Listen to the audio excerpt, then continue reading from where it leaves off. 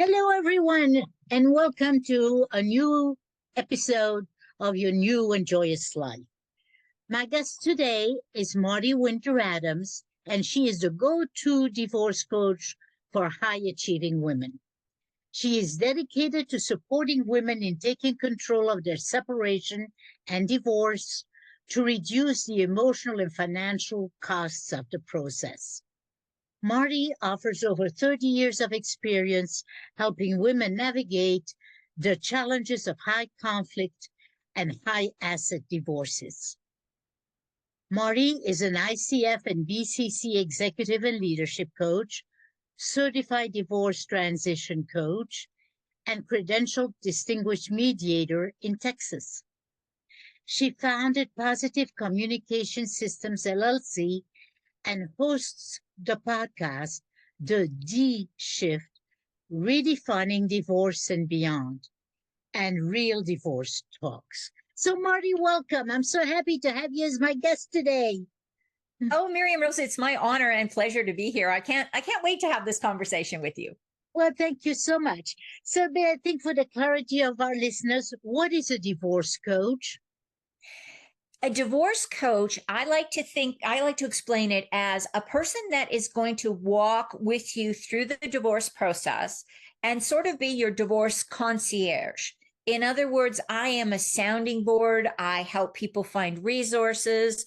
I help people do the nuts and bolts stuff of their divorce, getting their financials together, creating budgets, hiring other professionals. I'm sort of that case manager person. I don't make decisions. I want to be really clear, and I'm not an attorney and I am not a therapist. So I'm sort of in the middle of all of those.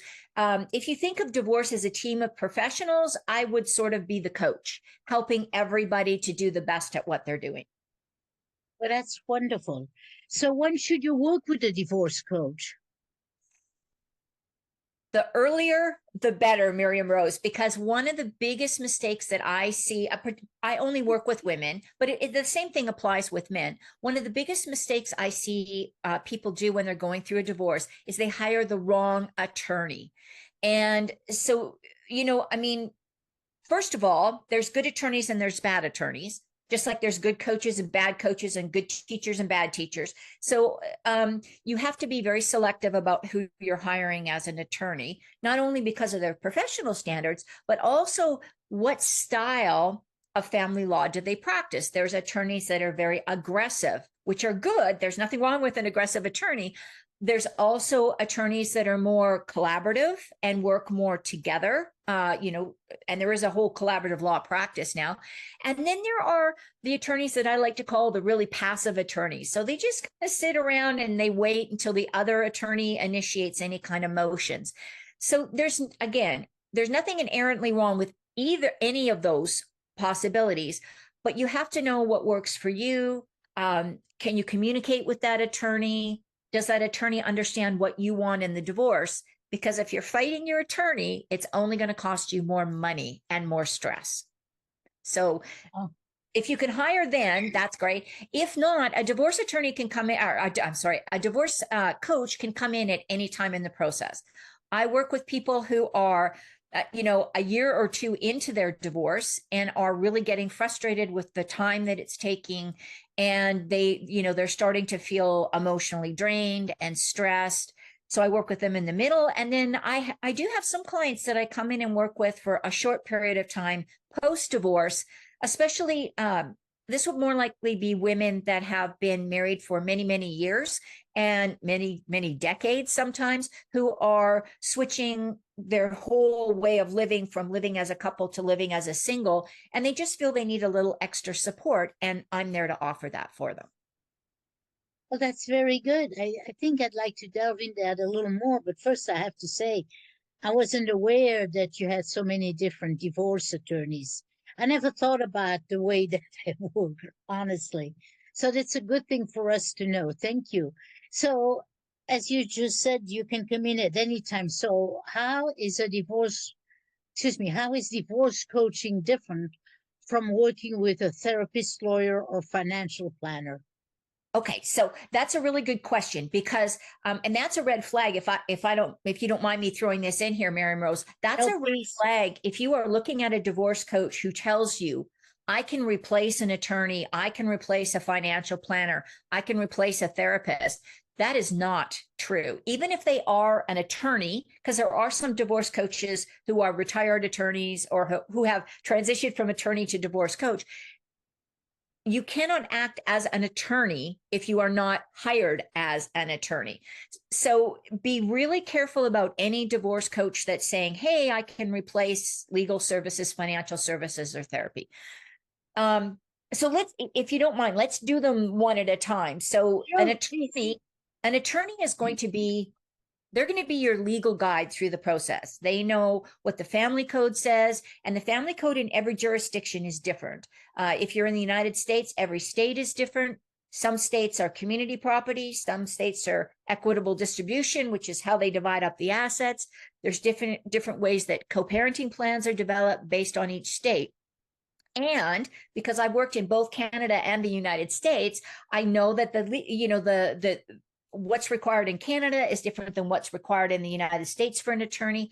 I've also worked with divorcing couples women in the UK, European countries, and a couple in South Africa. So I understand how very different, and recently a couple of women from Dubai. So the legal systems are very, very different, and because obviously the attorney has to work within whatever that local legal system is. So the attorney is going to be your legal representative.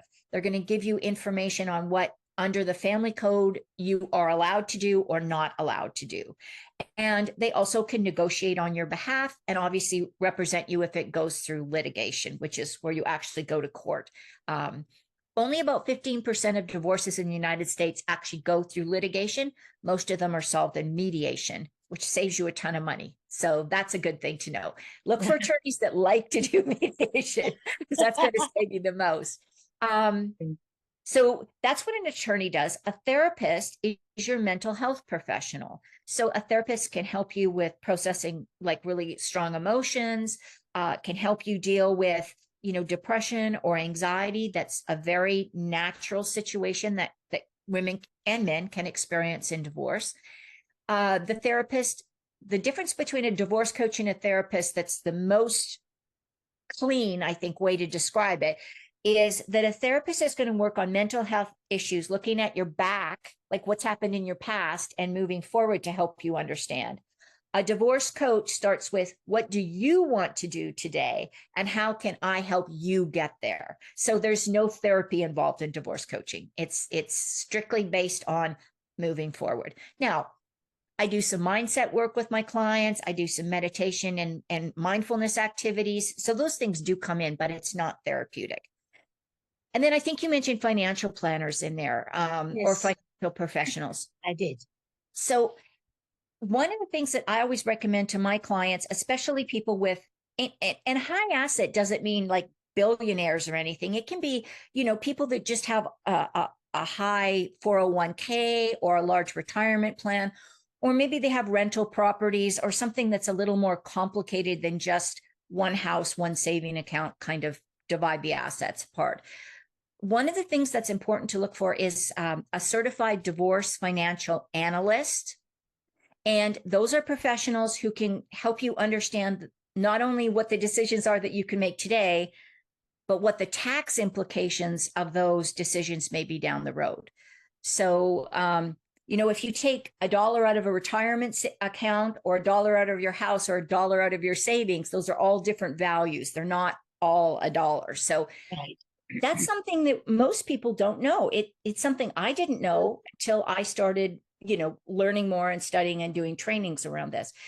So your financial advisor is going to help you on those big picture financial things. As a divorce coach, though, I help a lot of my clients with budgeting, because for most women, your income is going to go down during the divorce. And if you have the kids with you, kids are going to cost you every day. There's something else you have to deal with. So how do you make those budget adjustments? How do you deal with perhaps less income coming in? Or maybe more expenses because maybe you're having to pay more for childcare that you didn't have to when you were living in a house with two adults in the house. So I help my clients kind of navigate those day-to-day financial issues. But again, I don't talk about big picture financial issues. That should be dealt with a financial expert. Very good. All right. So now, since you're focusing on women, excuse me, what are the most common mistakes women make when going through divorce? Oh my gosh. Here's the first one I'm going to throw out there. And I did this. I was guilty of this in my divorce. So I'm not throwing stones here. I did this myself. I'm going to admit that. Talking to your friends and family and getting advice from your friends and family about legal issues, financial issues. What should I do? How should I handle this problem? And your family and friends, if they're like my family and friends, they had the biggest hearts and they were doing their best to give me good advice and information. But they already had a problem with my spouse at that time. They had listened to my, so it's not that the family and friends try to give you misleading advice, but they often just they don't know the ins and outs. They don't know the legal repercussions of things. I had a client whose very good friend recommended that to tell her soon-to-be ex-husband that he had 5 days to come and get his clothes out of the house or she was going to burn them. And this is a true story. And sure enough, he did not come in the 5 days and she took his clothes out and she burnt them. And didn't talk to her attorney because her friend said, well, if you tell him the time, he's got to come get them. That is not, no, that's not a real thing. That's just somebody's made up stuff. And she ended up, he took her back to court for that. And she ended up giving him, I think it was, I can't remember the number now, but it was well over $10,000 to compensate him for the clothing. So this kind of stuff is a big problem. And it doesn't have to be big things like that. It can be things like selling, selling a car at way below market value through the divorce. If you do something like that, you can actually be required to make up to whatever, the typical value of that car would be. And people just don't think about these things. So I think that's the big one. Friends and family advice. I think I already talked about hiring the wrong attorney. That's a really costly one.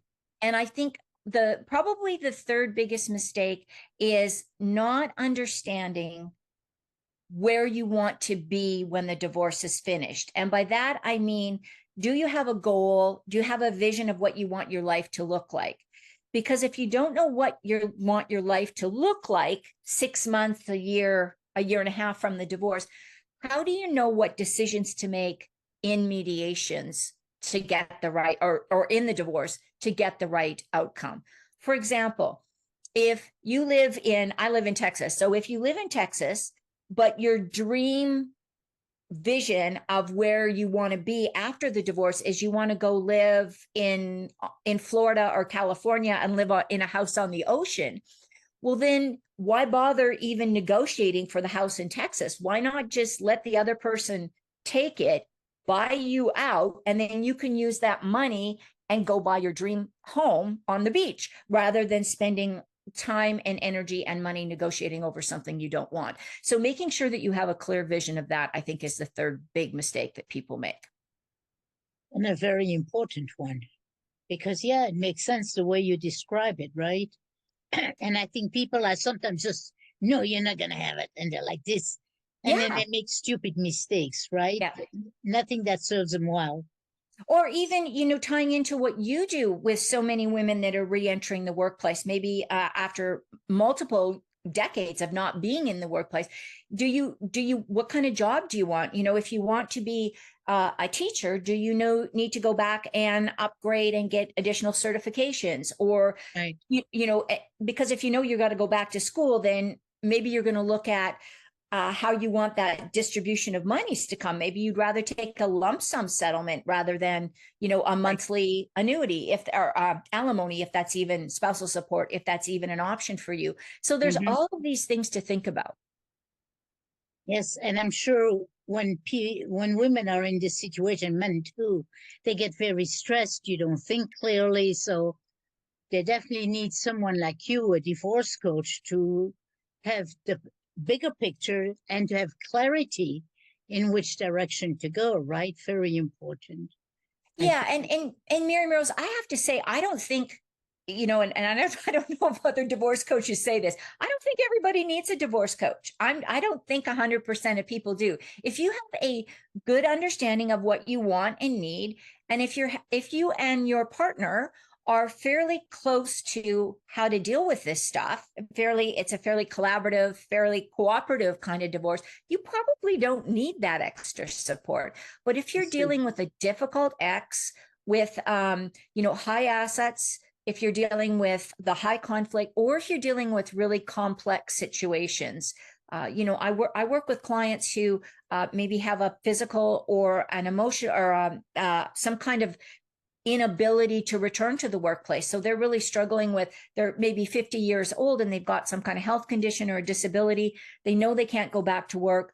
Long-term spousal support is probably not going to be there. So trying to negotiate how they're going to manage all that stuff, that's where you really need somebody who can just give you the time and space to think through your options, never tell you what to do, but to help you think through your options, and then know that you're making the best decisions in your own best interests.